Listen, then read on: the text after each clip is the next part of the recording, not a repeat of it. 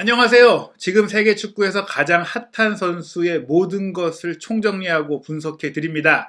최고의 분석 전문 기자 김현민 기자와 함께 스카우트 H. 이번 시간에는 토트넘 허스퍼와 리버풀의 경기를 앞두고 리버풀에서 최근 엄청난 활약을 펼치고 있는 사디오 마네 선수의 모든 것을 알아보겠습니다. 사디오 마네 선수 요즘 정말 뜨거운데요. 사실 최근에 손흥민 선수가 잘하면서 일부 이제 영국 전문가들이 마네하고 손흥민 거의 동급으로 보다가 손흥민이 더 나은 거 아니냐 이렇게 얘기가 나오던 차였잖아요.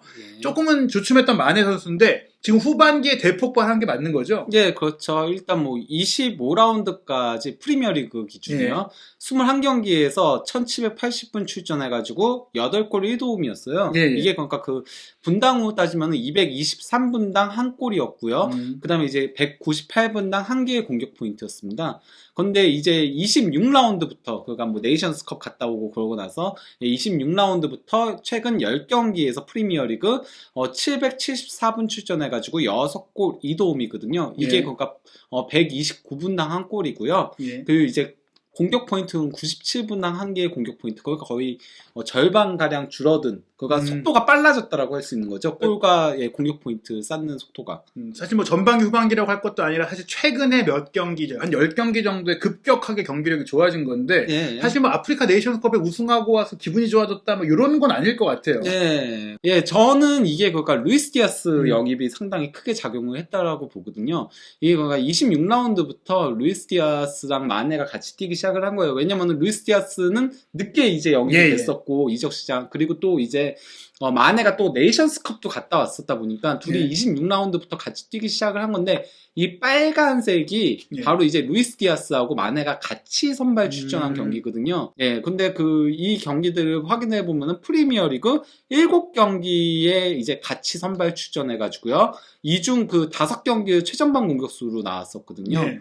근데 이제 뭐 5골 2도움을 올리면서 상당히 좋은 모습, 그러니까 같이 선발 출전하지 않은 3경기에서는 한 골밖에 넣지 못한 거잖아요.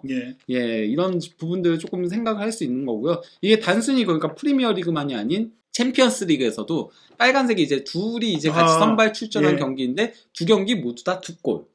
단순히 그러니까 뭐 챔피언스 리그랑 이제 뭐 프리미어리그만이 아닌 첼시와의 리그컵 결승전과 이제 맨체스터 시티와의 그 FA컵 준결승전에 또 디아스랑 같이 선발 출전했었거든요. 근데 FA컵 준결승전 맨시티전에서 2골을 넣으면서 거기다 2경기 모두 이제 최전방 공격수로 나왔었습니다. 그러면서 이제 디아스와 함께 선발 출전한 12경기에서 무려 9골 2도움을 올리고 있습니다. 결국 이제 스트라이커로서 재탄생했다는 얘기인데, 본래 이제 마누라 트리오 하면은 마네는 왼쪽이고 이제 가운데가 피르미누, 그리고 그 이후에는 조타가 영입된 이후에는 또 조타가 가운데를 봤었는데 디아스가 온 이후에는 사실 디아스가 가운데서 뭐 뛸 수는 없기 때문에 뭐 뛸 수도 있겠지만 마네를 좀 옮기는 클롭 감독의 결정이 있었는데, 그 전술적 결정에 좀 효과라고 볼 수 있는 건가요?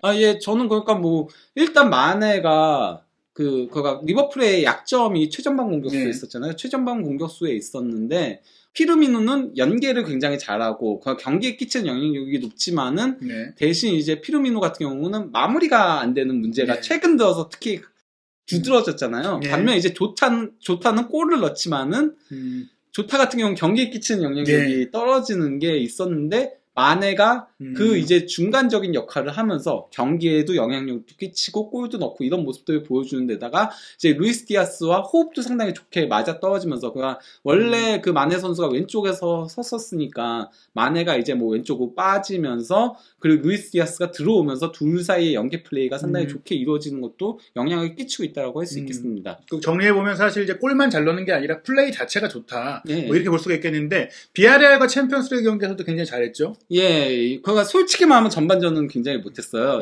전반전에 원래 그러니까 이 경기에서는 조타가 선발로 나왔잖아요.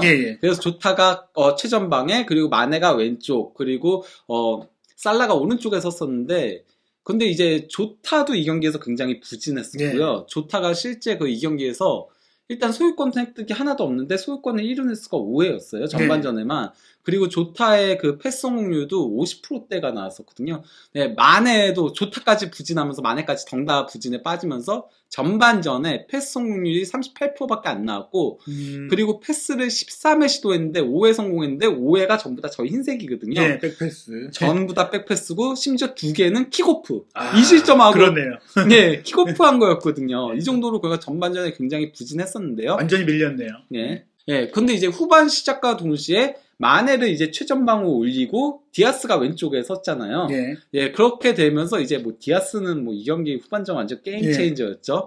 디아스가 경기를 완전히 흔들어 놓으면서 실제 그 디아스가 45분 뛰었는데도 슈팅도 4회로 가장 많았고요. 그리고 드리블 돌파도 4회 시도해가지고 4회를 모두 성공시켰거든요. 마네 역시도 전반전에 진짜 슈팅도 없고 찬스 메이킹도 없고 그리고 또 드리블 돌파도 없었는데 후반전에 드리블 돌파 4회 시도해가지고 4회 모두 다 성공시켰고 그리고 슈팅도 가져가고 찬스 메이킹도 하고 이러면서 이제 마네도 무엇보다도 이제 볼 경합을 12회 해가지고 11회를 성공시켰어요. 엄청난 수치를 올리면서 그러면서 디아스가 두 번째 골을 넣었고 그 동점골 그리고 마네가 마지막 골을 넣었죠. 예. 결국에는 이제 디아스 마네 이 조합이 아니었다면 리버풀이 챔스에서 탈락할 수도 있었다. 거의 그런 위기에 몰렸는데 클롭 감독이 후반전에 다시 한번 마네 제로톱과 디아스를 쓰면서 리버풀을 결승에 진출시켰다고 볼 수 있겠네요. 예. 그런데 이제 올 1월 달에 사실 디아스를 영입할 때 다들 많은 그 사건을 알고 있지 않습니까? 원래 토트넘이 데려오려고 하다가 리버풀이 아니 우리가 내년 여름에 데려갈 거였는데 하면서 이제 많은 이런 복잡한 일들 속에 디아스가 왔는데 사실은 우리가 생각했을 때 마네가 있는데 굳이 디아스를 왜 사? 이런 생각들을 했었거든요. 근데 사실은 마네가 조금 주춤하고 있었던 것도 맞죠? 네, 그러니까 마네가 2020-21 시즌부터 약간 주춤했던 건데요. 2017-18 시즌부터 이번 시즌까지도 현재까지 그 공식 대회에서 마네가 매 시즌 20골 이상을 넣고 있어요. 그런데 지난 시즌 유일하게 20골 넣지 못했습니다. 16골에 그쳤었거든요. 이번 시즌 아직 시즌이 끝나지 않았음에도 벌써 21골이에요. 근데 5골이 부족했고 특히 전반기보다 후반기 때 굉장히 부진했었죠, 많이. 그러면서 마네가 이제 내려오고 있는 게 아닌가 이런 식의 얘기들이 있었거든요. 그래서 디아스가 영입되면은 마네가 조금 피해를 보게 되지 않을까, 둘이 경쟁하다가 결국 더 잘하는 선수한테 가게 되지 않을까라는 얘기들이 있었는데 근데 저는 그러니까 마네가 지난 시즌 후반기부터 내려온 데에는 조금 그런 것들이 있다라고 생각을 해요. 마네가 굉장히 그러니까 저돌적으로 플레이를 많이 했고 드리블 돌파도 굉장히 많이 했었거든요. 근데 이제 지난 시즌 후반기부터 조금 컨디션도 내려오고 이러면서 그런 모습들이 많이 사라졌어요. 그러면서 이번 시즌 그 중반부까지도 계속 그런 현상들이 일어났었거든요. 반면에 이제 디아스는 굉장히 활발하게 움직이고 굉장히 빠르고 드리블도 굉장히 잘하고 이러잖아요. 그러니까 마네가 전 나이도 조금 이제 들기 시작했고 92년생이니까 나이도 조금 들기 시작했고 그리고 뭐 그동안 너무 많이 부딪히는 유형의 선수였다 보니까 그런 것들이 내려오는 추세에서 마치 그 과거에 알렉시스 산체스라던가 아니면 호날두도 좀 스피드가 떨어지고 이러면서 톱으로 움직이기 시작을 했던 거잖아요. 그것도 일정 부분 영향을 끼치지 않았나. 거기다가 마네가 어쨌건 측면에서는 예전만한 스피드가 나오지 않는다고 하더라도 이게 최전방으로 가면은 매치업 상대가 달라지거든요. 측면에는 발빠른 측면 수비수가 붙어야 되는데 최전방에 서면은 도리어 센터백들과 비교하면 여전히 속도에서 우위를 가져가는 부분들이 있기 때문에 거기다가 또 이제 마네 선수가 어쨌건 가짜 9번을 초반에 섰을 때는 다소 주춤한 모습들이 있긴 했어요. 실제 그리고 또 맞다, 그 얘기도 하나 더 추가를 하고 싶은데요. 마네 선수가 실제 이번 시즌에 드리블 성공 횟수가 이전보다 거의 반토막이 났어요. 확실히 예전만한 돌파는 안 된다는 얘기예요.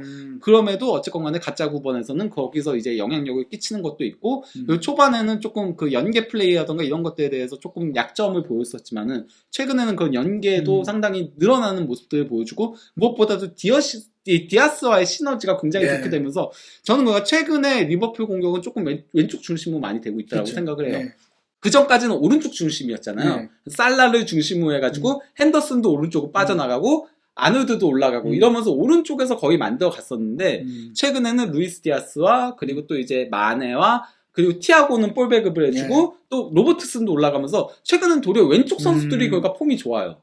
살라가 저는 최근 들어서 득점이라던가 이런 페이스가 떨어졌죠. 확연히 떨어졌잖아요. 거기에는 핸더슨의 부진도 있다라고 보고요. 아놀드가 수비적으로 조금 힘들어하는 부분들도 있고, 예, 그런 것들이 한데 묶였다라고 보거든요. 반면에 왼쪽에서는 마네, 디아스의 그런 콤비와 그리고 최근에 거기가 로버트슨이 더 활약상이 좋잖아요. 그렇죠. 아놀드보다도. 그런 것들이 다 묶인 게 아닌가 하나로.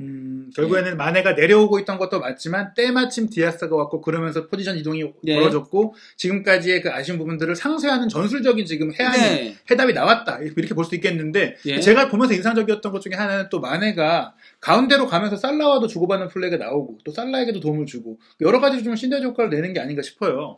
예, 근데 뭐 마네 살라는 그가 워낙 같이 둘이서 호흡을 굉장히 오랜 기간 맞춰오긴 했죠. 그가 서로 반대편에 있을 때조차도 그러면서 그 둘이 같이 뛴 경기 수가 217경기거든요. 이게 그러니까 마네 개인에게 있어서는 피르미노 다음으로 두 번째로 많은 출전 시간에 해당을 해요. 같이 선발 출전한 선수는 거기다가 이제 저희가 이제 손케할 때 많이 쓰던 조인트골 파티시페이션 그러니까 합작골 이게 34골로 가장 많거든요. 이건 공식대회 전체를 보는 거죠. 예, 그렇죠. 공식대회 전체가 34골로 최다인 건데 근데 이제 또 흥미로운 거는 둘이 사이좋게 17골씩 도왔어요. 아, 대단하네요. 손케랑 거의 비슷한. 원래 그 초반에는 마네가 많이 도와줬어요. 초반엔 마네가 많이 도와줬는데 최근에는 살라가 많이 도와주면서 결국 동률이 됐어요.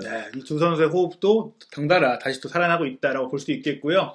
그러면서 이제 사실은 현재 프리미어리그 득점왕은 뭐 살라가 거의 유력한 게 아니냐는 게 전반기 분위기였지만 최근에 뭐 손흥민 선수도 뭐 엄청나게 골을 몰아치고 있고 마네도 좀 올라오고 있다고 봐야 될까요? 예, 뭐 마네도 올라오고 있다라고 볼 수 있긴 한데요. 뭐 그래도 솔직히 말하면 이번 시즌은 살라가 가장 유리한 건 사실이긴 하죠. 그동안 워낙 쌓아놓은 게 있고 하다 보니까 거기다가 뭐 단순히 득점만 1위가 아니고 도움도 1위이기 때문에 저는 솔직히 개인적으로는 후반기 최고의 선수는 저는 케인이라고 생각을 해요. 그냥 딱 후반기만 놓고 보면은 그리고 전반기는 살라의 독보적 1강 체제였죠. 그리고 전후반기 다 합치면은 살라가 뭐 가장 좋은 모습을 보여주고 있는 선수라고 보지만은 후반기는 저는 뭐 케인이 최고라고 하긴 했어도 손흥민과 또 마네도 못지 않다.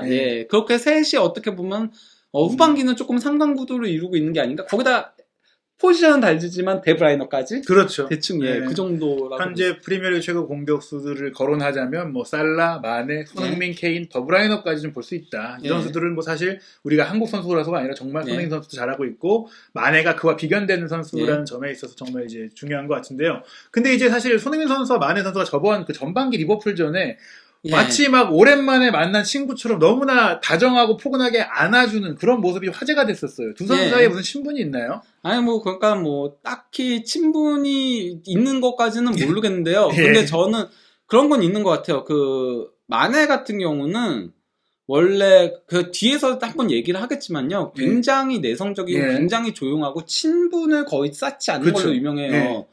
그런 걸로 유명한데 그래서 친구가 거의 적은 편인데 이게 그러니까 상당히 이례적인 거거든요. 저는 뭐 거기다가 저는 그러니까 이거는 약간 좀 그런 것도 있지 않나 싶어요. 서로를 인정하는 것도 있고 포지션적으로 그리고 마네가 그 케이타하고도 굉장히 친하거든요. 그리고 마네가 어쨌건 간에 처음으로 스타덤에 오르고 조금 오랜 생활을 했던 게 잘츠부르크잖아요. 같은 독일어, 그리고 마네가 영어가 그렇게 익숙하지 않은 편에서 인터뷰하는 걸 보면은 도리어 독일어가 더 익숙하지 않을까. 그러면은 아니 안 그래도 케빈 데브라이너하고도 둘이 그러니까 손흥민하고 굉장히 친분을 많이 그래서 그런 것도 조금 일정 부분 영향을 끼치는 게 아닐까 싶긴 해요. 어떻게 보면 사실 그럴 수 있을 것 같아요. 사실 마네가 프리미어리그 진출한 시점도 굉장히 뭐 힘든 시간들을 겪었고 사우스햄튼에 와서 그때 손흥민 선수도 왔고 그때 손흥민 선수도 특히 독일 출신 선수들과 굉장히 친분들을 많이 쌓았는데 그때 어떻게 보면 커뮤니티라든지 뭐 따로 만나진 않더라도 경기장에서 다른 팀과 경기할 때 얘기도 독일어로 좀 하고 저 지금 갑자기 생각나는 건데 그것도 있을 수 있어요. 마네가 여태까지 자기의 최고의 은사로 뽑는 사람이 로거 슈미트예요. 잘츠부르크 시절 감독, 레버쿠젠 시절 감독. 그럼 따로 어떻게 좀 이게 친분이 또 연결될 수 있는 그 연결고리는 있네요. 그렇네요. 저 지금 왜냐면 로거 슈미트 얘기 뒤에 나오긴 하거든요. 뒤에 나오는데 갑자기 생각해 보니까 그거가 있을 수 있겠네요. 게다가 두 선수를 다 비슷하게 썼었고 왼쪽 공격수도 많이 뛰게 하고 역습도 하고 결국에는 많은 좀 부분에서 겹친다 둘이 좀 평행 이론이 좀 될 수 있는 관계다. 게다가 또 92년생 예, 나이도 똑같고 예. 또 프리미어리그에서 또 외국인으로서 예. 사실 좀 그 애환도 있을 수 있지 않겠습니까? 예. 그런 걸 봤을 때는 서로가 또 이제 중요한 경기에 또 많이 부딪혔고 예. 챔스 결승도 있었고 아마도 같은 팀이 아니어도 뭔가 그 동업자, 동지라는 예. 느낌이 들 것이다라고 볼 수 있고 또 하나 흥미로웠던 일이 있죠. 바로 레알 마드리드 이적설. 예. 사실 손흥민 선수 레알 이적설이 거의 조금 공신력이 낮은 매체들에서만 예. 나오다가 마네가 갑자기 언급을 했었어요. 예. 이건 그러니까 솔직히 말하면은 예. 농담으로 한 거긴 해요. 예, 예. 이때도 그가 만에도 레알 마드리드 이적설이 예. 있었을 때였거든요. 그때 호날두가 떠나면서 예. 아자르, 손흥민, 뭐 만에 그 왼쪽 그쵸. 윙포워드는 예. 다 거론이 다 됐죠. 연결이 됐었을 때 예. 그냥 마네한테 가가지고 이제 인터뷰에서 예. 너 레알 마드리드 이적설 사실이냐 그러니까 나는 그런 얘기 절대 들어본 적이 없다. 예. 아자르랑 손흥민이 간다는 얘기는 들어본 적 있어도 그니까요. 내가 간다는 얘기는 들어본 적 없다. 근데 웃으면서 그냥 농담으로 한 얘기였거든요. 이게. 그렇죠. 하지만 큰 화제가 됐었습니다. 왜냐하면 이게 마네가 그래도 뭐 마네니까. 네. 마네가 아니 저는 그리고 이게 그러니까 아주 의미가 없는 건 아니라고 생각을 하는 게요. 예. 마네가 인정을 한다는 얘기인 그렇죠. 거잖아요. 레알로 갈 수 있는 선수다. 예, 그 실력을 인정하기 때문에 손흥민과 아자르만 딱 뽑아서 얘기를 한 그렇죠. 거라고 보거든요. 예. 뭐 택도 없이 갑자기 뭐 예. 이상한 선수를 얘기할 리도 없죠. 그거는 예의가 아닌 거죠. 그렇죠. 예. 예. 그래서 마네가 어떻게 보면 손흥민 선수에 대한 동료 선수로서 예. 뭐 같은 동업자로서 굉장히 존중하는 사이라는 것을 이런 멘트라든지 또 그 경기장에서 만났을 때 정말 그런 포옹으로 느낄 수 있다. 예. 이렇게 볼 수 있겠고요. 사실 이적설 얘기가 나와서 말인데 마네 선수도 사실은 2023년 여름에 계약이 끝나기 때문에 살라 네. 마네가 뭐 나란히 떠난다 뭐 이런 얘기들도 있었고 사실 레알 이적설도 실제로 있기도 했었는데 예. 뭐 다음 시즌 사실 디아스가 오면서도 그런 얘기가 나왔지만 다음 시즌 마네 결국에는 이제 새로운 역할 때문에 주전을 차지할 것 같긴 한데 어떻게 네. 전망하시나요? 저는 그냥 뭐 뒤에 이제 한 번 더 이적설 관련된 얘기들이 나올 테니까요. 예. 여기서는 저는 그래도 어쨌건 간에 다음 시즌에도 마네는 최전방 공격수로 예, 주전으로 뛸 가능성이 상당히 높다라고 봅니다. 왜냐면 뭐 마네만한 선수도 없는 데다가 예, 그렇기 때문에 그냥 요즘 그 베스트 11을 거의 이런 식으로 돌리잖아요. 예. 그나마 뭐 핸더슨이 요새 이제 예. 케이타랑 조금 경쟁을 하고 있고 마팁이 그나마 코나테랑 경쟁하는 거 빼고는 거의 뭐, 베스트 예. 11은 이대로 나오고 있거든요. 그리고 이 조합 자체가 지금 잘 통하고 있기 때문에 아마 저는 리버풀이 영입을 한다면은 미드필더 한 명 조금 고민할 것 같아요. 왜냐면 핸더슨이 최근에 내려오고 있는 그렇죠. 게 보이고 예. 케이타는 어쨌건 잘할 땐 잘하지만 기본이, 오늘 예. 비아레알전도 전반전은 케이타가 완전 망친 경기였잖아요. 그렇죠. 근데 예. 후반전 와가지고 조금 그래도 나아지긴 했었지만은 또 티아고는 또 부상이 항상 이슈가 예. 있기 때문에 미드필드가 필요하죠. 전 근데 어쨌건 간에 핸더슨 자리를 조금 대체할 수 있을 만한 선수 영입을 그쪽을 조금 집중하지 않을까. 예, 그게 되면은 케이타가 티아고랑 또 로테이션을 돌아줄 수 있으니까 그러면 티아고의 부상 공백 같은 거는 어느 정도 메울 수 있다라고 보거든요. 예. 리버풀이 사실은 이제 챔스 우승도 하고 프리미어리그 우승을 하면서 하나의 사이클이 끝나는 게 아닌가 싶었고 실제로 피르미누가 많이 내려왔는데 네. 그런 가운데 지금은 이제 마누라 트리오가 해체되는 게 아니라 강화됐다. 네. 페뷸러스 5다. 이런 얘기가 나온다고요? 예, 이게 그냥 탭5가 예. 원래는 그러니까 그 NCAA 1992년에 그 미시간 대학교 혹시 예. 아세요? 크리스 웨버 아세요? 크리스 웨버? 알습니다. 예, 그 크리스 웨버하고 제일런 로즈하고 주아나 워드하고 예. 5명의 신입생들이 미시간 대학교를 NCAA 결승에 끌어올린 적이 있어요. 그리고 93년까지도 또 결승에 올라가긴 했는데 두 번 다 준우승에 물을 먹긴 했지만은 예. 신입생 5명이 그렇죠. NCAA 결승까지 끌고 올라간 걸 가지고 미국 이제 현지 언론들에서 팻5라고 예. 붙였었거든요. 이게 그가 원래는 비틀즈의 팻4 예. 거기서 따온 거예요. 그래서 음. 팻5라고 붙였는데 요새 그가 리버풀의 공격진이 워낙 다 누가 나와도 잘 물론 뭐 피르미누가 골을 잘 못 넣긴 하지만 예. 그래도 나와서 영향력을 끼쳐주고 있고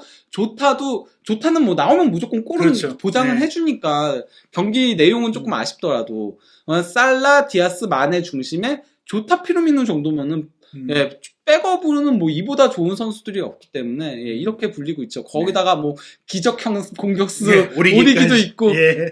그리고 컵 대회 공격수 미나미노도 있고 물론 카라바컵을 미나미노랑 오리기는 떠나야 되겠지만은 예. 어쨌건 간에 그렇다는 거죠. 예. 예. 결국엔 이제 사실은 이제 1월 달에 토트넘이 디아스를 노리게 되면서 원래는 조금 반년 기다렸다가 영입하려고 했던 근데 디아스를 저는 예. 이게 결과적으로 잘 된 거라고 봐요. 예. 왜냐면은 그것 때문에 마네가 가짜 9번에서 포텐이 그렇죠. 터지면서 도리어 완성이 다시 그러니까요. 됐거든요. 그게 토트넘의 더욱 도움으로 리버풀이 완성이 빠르게 됐다. 가짜 9번이 어쨌건 간에 계속 고민거리였었는데 조타 피르미누가 선발로는 네. 다소 아쉽다였는데 그걸 메웠으니까요. 그러니까 결국엔 이런 나비 효과로 토트넘의 디아스를 노렸다가 예. 디아스가 빨리 오게 됐고 마네가 포텐이 터지는 가짜 9번으로서 예. 이런 엄청난 그 나비 효과를 우리가 느낀 상황이었는데요. 예. 그렇다면 이 마네의 최근 활약을 넘어서 우리가 이제 이 편에서는 마네의 프로 경력 전체, 마네가 리버풀에서 뛰기 전에는 또 어떤 활약을 해왔고 어떤 경력을 걸어왔는지를 풀 스토리로 전해드리도록 하겠습니다.